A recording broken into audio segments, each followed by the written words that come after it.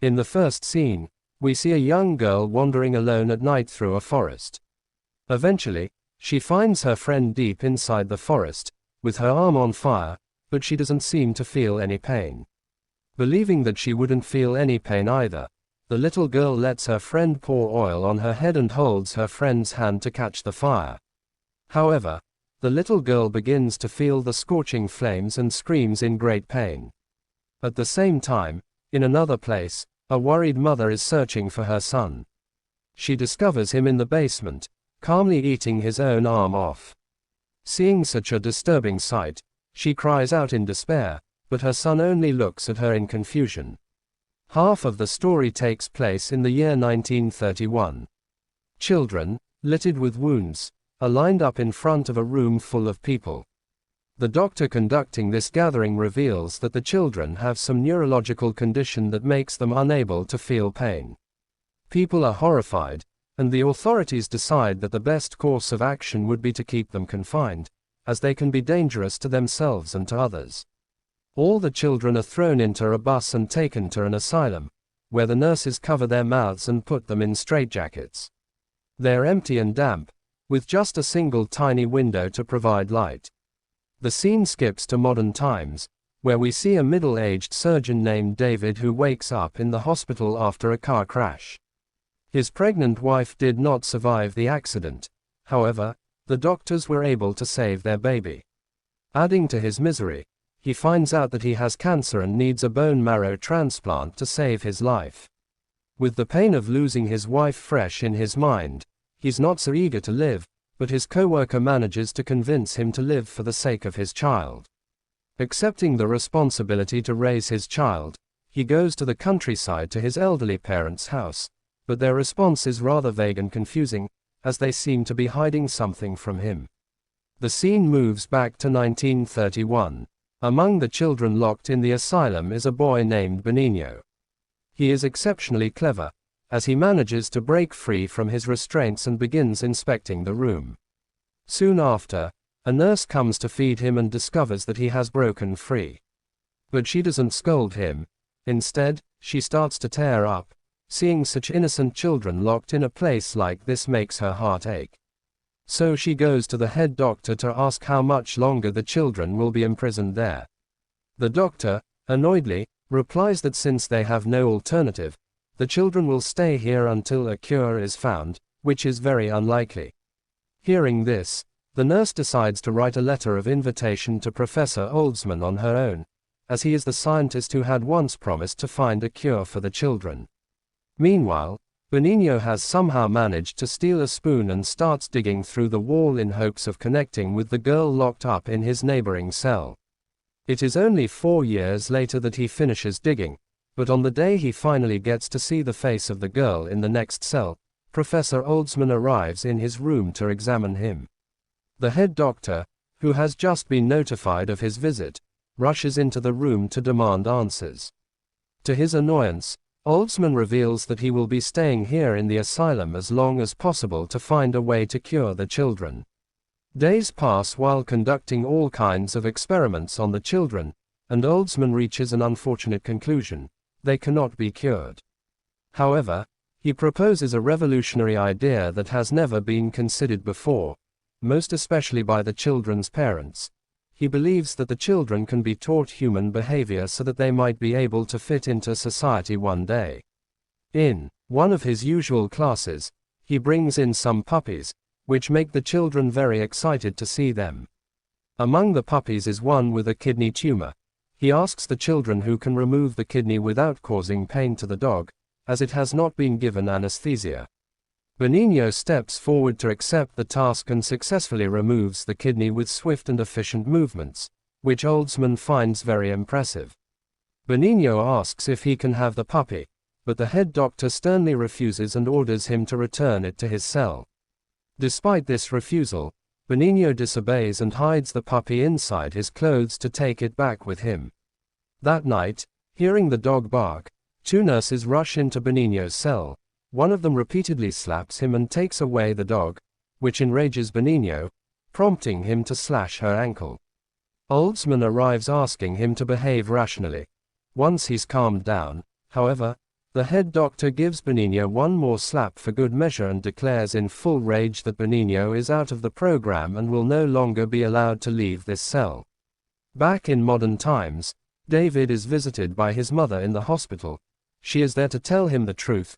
He is not her biological son but a child whom his father had picked up from prison where he used to work, to ease her pain over stillbirth. Through his investigation into finding his biological parents, David ends up at an asylum that used to be run by Professor Oldsman and others in the 1930s. He walks through an abandoned building where he finds a bouquet with a card in front of a door. David visits an address written on that card which leads him to an army veteran who invites David inside. After listening to David's story, he says that if David's mother was in infamous cell number 17, then she most likely did not survive torture there. He then reveals that he has a brother who was imprisoned there but miraculously managed to escape from that cell and is still alive. Moving back again to 1936, the Spanish Civil War has broken out and communist soldiers infiltrate the asylum building intending it as their base. They order all children moved into a single cell, but Professor Oldsman insists on keeping them separated and lies about them having a highly contagious disease. The plan works, and all children remain isolated. Sometime later when Nazis bombed and captured building, communist soldiers take off the uniforms, hide their weapons trying blend among patients but their plan fails when Nazis check their bodies for battle wounds easily distinguishing communist soldiers from regular civilians. After soldiers are killed Nazis move target rest of them but Oldsman bravely steps forward convincing Nazis these special children who cannot feel pain can't benefit right because of persuasion. Professor Oldsman saved lives of children nurses while head doctor others killed for crime sheltering communist soldiers, all seen by Benigno peeping through hole wall. The scene switches back again. David returns home sees father informing him about former prisoner whom he'll visit tomorrow seeking information regarding biological parents. Still father refuses talk past trying convince finding truth will only upset David becomes furious preventing discovery storms out ignoring mother's pleas. Back again in 1939.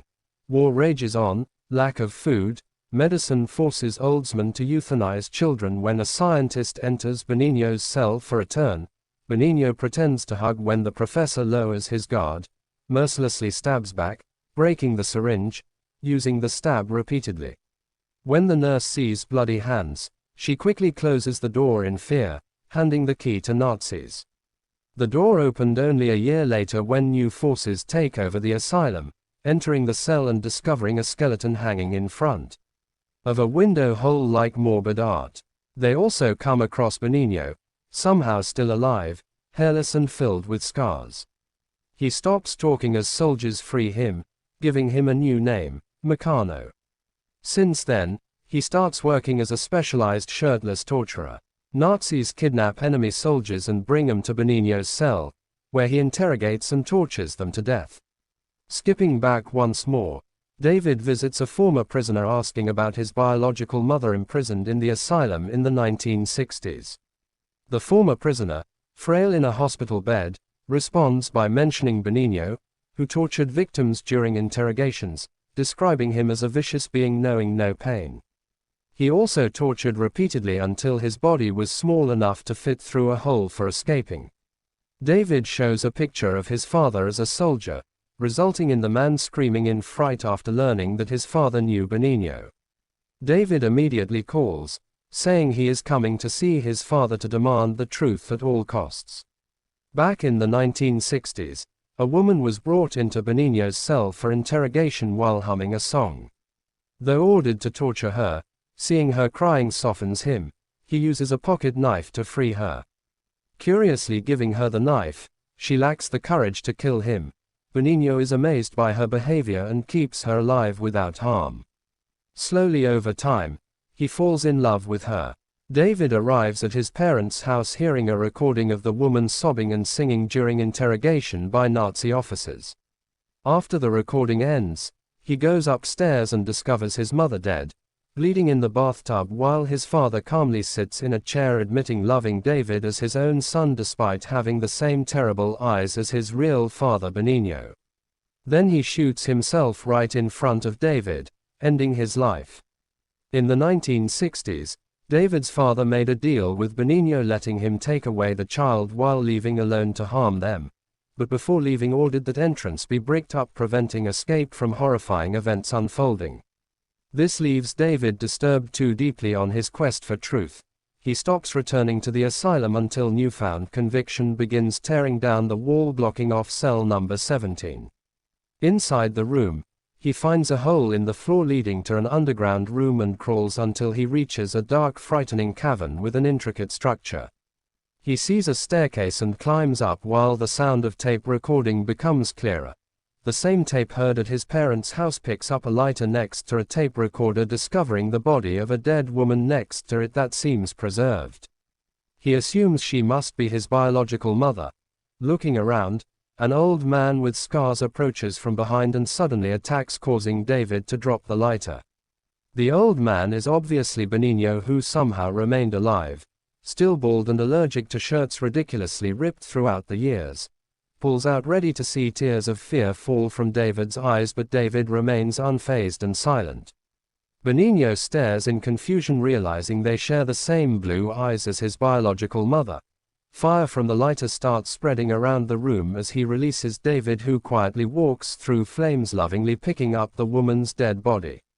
The movie ends with father and son looking into each other's eyes, both unstirred by heat from flames.